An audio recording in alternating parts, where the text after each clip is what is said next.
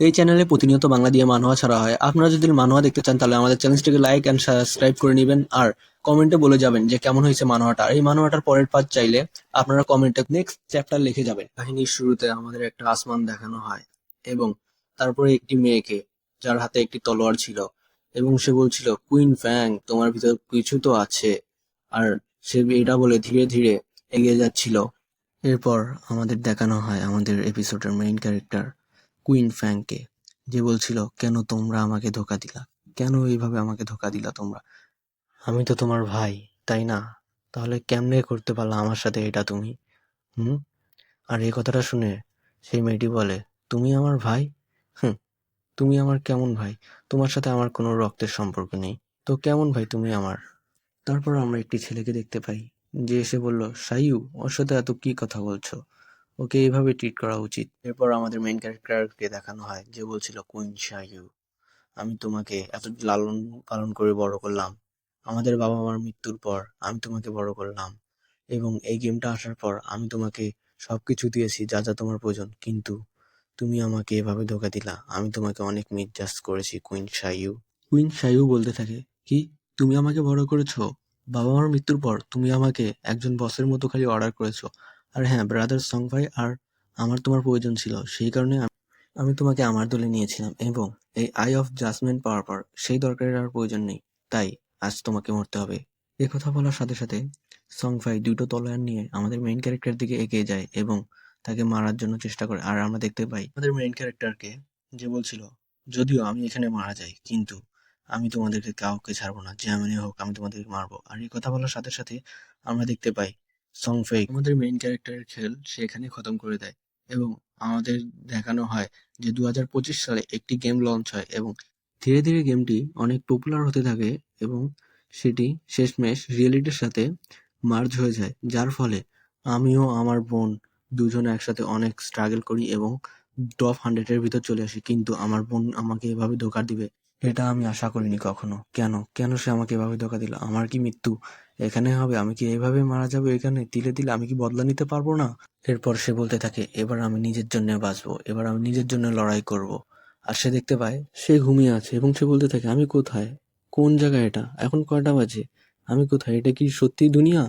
আমি কি সত্যি রিবন করেছি আবার? আমাকে দেখতে হবে আমি কোথায়। এরপর আমরা দেখতে পাই মেইন ক্যারেক্টারের ছোট বোনকে, যে এসে দরজায় লাথি মারলো এবং বলতে থাকে, কুইন ফ্যাং, কই তুই, উঠিস না ঘুম থেকে, এই কুইন ফ্যাং এর বাচ্চা, ওঠ। এরপর আমরা কুইন ফ্যাংকে দেখতে পাই, যে বলছিল, কি হয়েছে, এত কাঁপধাপ কিসের? আর এভাবে ডাকাডাকি করছিস কেন? কি বলবি বল, তাড়াতাড়ি, সময় নেই আমার কাছে। তুই জানিস না আজকে সং ফায়ার কনসার্ট আছে, আমাকে যাইতে হবে, ওখানে দেখতে হবে, তার জন্য টিকিট কিনতে হবে, টাকা লাগবে, দে টাকা দে আমাকে, এখনই দিবি তুই। এই তোর কি কানে কথা যায় না? কি বলছি আমি, তাড়াতাড়ি তুই টাকা দিবি কিনা? এরপরে আমরা দেখতে পাই কুইন ফ্যাংকে, যে তার বোনের গালে একটি জোরে চড় মারে। আমরা দেখতে পারি কুইন ফ্যাং একটি চড়ে তার বোন অনেক দূরে গিয়ে পড়ে যায় এবং তার মুখ থেকে এবং নাক থেকে রক্ত পড়তে শুরু করে। আর কুইন ফ্যাং বলতে থাকে, কুইন শাইয়ু, এরপর থেকে আমাকে এভাবে কখনো ডিস্টার্ব করবি না, আর যদি করিস তোর অবস্থা কি হবে তুই নিজেও জানিস না। এরপর আমরা আমাদের মেইন ক্যারেক্টারকে দেখতে পাই, যে তার বোনের দিকে একটি কাগজ ছুঁড়ে মারে আর বলতে থাকে, এইখানে তোর বাবা মার যত টাকা আছে সব রাখা আছে, নিয়ে নিস। আর এই কথা বলার পর সে নিজের রুমের ভিতর ঢুকে যায় এবং বলে, আমি কুইন ফ্যাং, আমার কোনো আজ থেকে ছোট বোন নেই, আমি একা।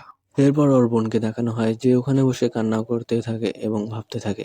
এরপর আমরা মেইন ক্যারেক্টারকে দেখতে পাই, যে নিজের ঘরে যায় আর বলতে থাকে, এর আগের জীবনে আমি আমার বোনকে বাঁচানোর জন্য সবকিছু করেছি, কিন্তু এবার আমি নিজে বাঁচানোর জন্য সবকিছু করব। আর এই কথা বলে সে ঘুমের বড়ি নেয় আর সেগুলো খেয়ে সে ঘুমাতে যায়, যাতে করে সে গেমের ভিতর ঢুকতে পারে, কারণ গেমটি খেলার জন্য তোমাকে ঘুমাতে হবে। আর এরপর আমরা দেখতে পাই আমাদের মেইন ক্যারেক্টারকে, যে বলতে থাকে, এখন আমি গেমের ভিতর প্রবেশ করব। এরপর কুইন ফ্যাংকে দেখানো হয়, যে গেমের ভিতর প্রবেশ করেছিল। এরপর আমাদের দেখানো হয় কুইন ফ্যাং এর কাছে, তার ক্লাস চয়েস করার জন্য অপশন আসে, কিন্তু সে দেখে তার প্রথম লাইফের ওয়ারিয়র সেটা সে নেবে না এবং সে অন্য ক্লাসের দিকে যায়। সে দেখতে পায় অ্যাসোসিয়েশন ক্লাস, যেটা আর কি টাকার বিনিময়ে মানুষকে মারার কাজ করে থাকে। এরপর আমরা দেখতে পাই তার আই অফ জাজমেন্ট অ্যাক্টিভ হয়। তারপর সে ওই ক্লাসটিকে চয়েস করে এবং তারপরে দেখতে পাই আমরা কুইন ফ্যাং এর নতুন লুক, তার ভিতর তার শ্যাডো পাওয়ার ঢুকে যায়। সে ধীরে ধীরে শ্যাডো অ্যাসোসিয়েশনে রূপান্তরিত হতে থাকে। এরপর আমাদের দেখানো হয় কুইন ফ্যাং এর পুরো লুক, তাকে দেখতে অনেক হ্যান্ডসাম লাগছিল। আর তারপর সে বলতে থাকে, শ্যাডো। তো এটাই হলো শ্যাডো অ্যাসোসিয়েশনের পাওয়ার। অনেক চমৎকার, এই পাওয়ারটি আমার দরকার ছিল। এরপর আমাদের দেখানো হয় কুইং ফ্যাং এর স্টার টাচ। এরপর সে বলতে থাকে এই গেমটি আসার পর এই দুনিয়ার সাথে আরো অনেক কয়টি দুনিয়া মার্জ হয়ে যায়, যার ফলে এখানে বিভিন্ন দুনিয়ার প্রাণী যুক্ত হতে থাকে। এরপর কুইং ফ্যাং বলতে থাকে আমার জীবনে একটা লক্ষ্য হচ্ছে সবচেয়ে শক্তিশালী হওয়া। তারপর সিস্টেম তাকে বলতে থাকে তার জন্য একটা নাম ঠিক করতে। এরপর সে তার নিজের জন্য একটি নাম ঠিক করে, শ্যাডো। এরপর সিস্টেম তাকে বলে তোমার নাম হচ্ছে শ্যাডো এবং তুমি গড ফর সেকেন্ড গেমে ঢোকার জন্য প্রস্তুত। তারপর দেখানো হয় কুইং ফ্যাংকে যে গড ফর সেকেন্ড গেমের ভিতর ঢুকে পড়েছে। গেমের ভিতর এন্ট্রি করার সাথে সাথে সে দেখতে পায় অনেক লোকজন, আর লোকজনগুলো শ্যাডোর দিকে তাকিয়ে ছিল কারণ শ্যাডোকে দেখতে খুব অদ্ভুত লাগছিল। এরপর দেখানো হয় একটি দলকে যারা মনস্টার হান্টিং করতে গিয়ে নিজেরাই হান্টিং হয়ে ফিরে এসেছে।